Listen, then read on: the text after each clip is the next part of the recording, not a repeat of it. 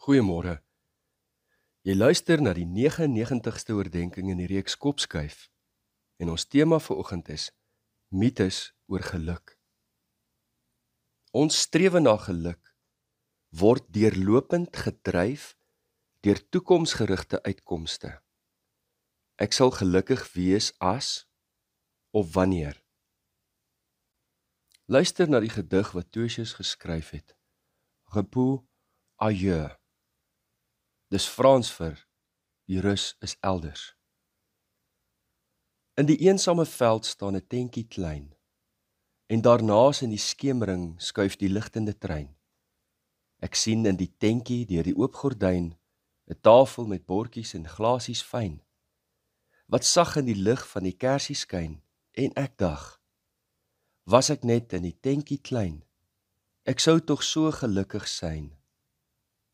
Naast die eensame tent staan 'n meisie klein, in stomme bewondering van die ligtende trein. Sy sien my geniet, my glansende wyn, en koslike maal by elektriese skyn. En ek raai die gedagte van die meisie klein. Ag, was ek maar net in die vrolike trein, ek sou tog so gelukkig syn. Die geluk is elders. Inderdaad, kan die dinge waarvan ons droom en waarvoor ons ons beywer, ons in die toekoms gelukkig of gelukkiger maak. Maar meer dikwels as nie veroorsaak dit 'n tydelike opwaartse kurwe in ons geluk. Maar is nie voortdurend en permanent nie. Na 'n rukkie fladder ons geluksvlakke maar weer terug na die normaal, na waar dit altyd is. Ek wil iets belangrik sê oor die titel van Pieter van Jaarsveld se boek, Dink jouself gelukkig. 'n Mens kan baie maklik dink, wel, ek moet my net hard genoeg verbeel, dan sal dit waar wees vir my, of dan sal ek so voel.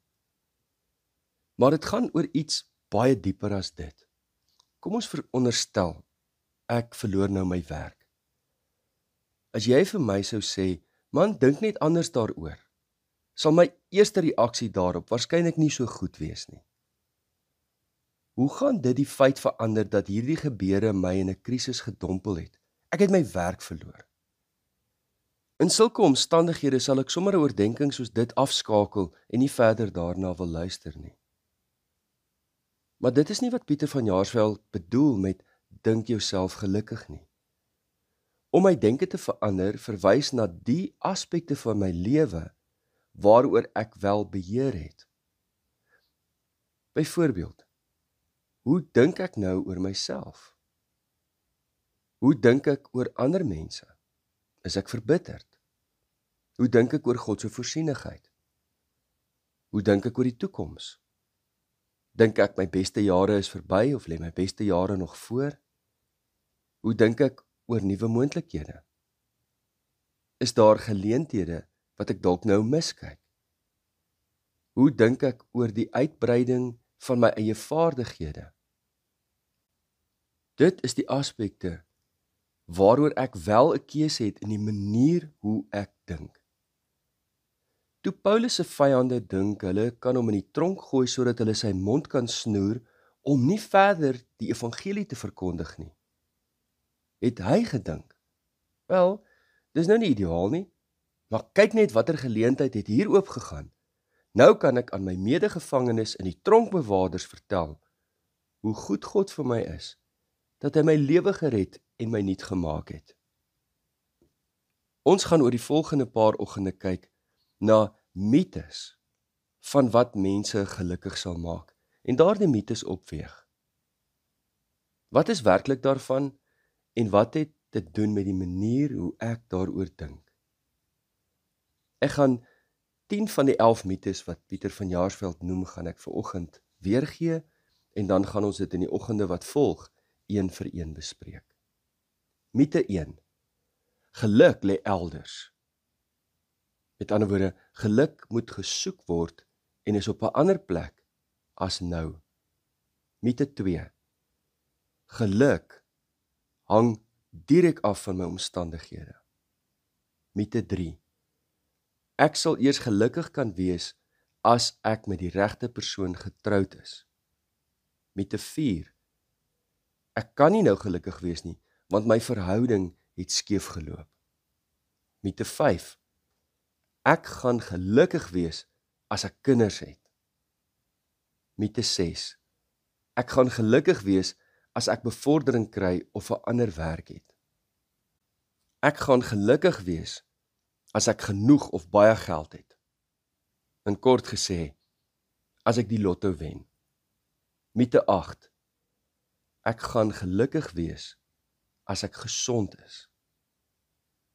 Met 'n 9, ek kan nie meer gelukkig wees nie, want my beste jare is verby nou dat ek oud geword het.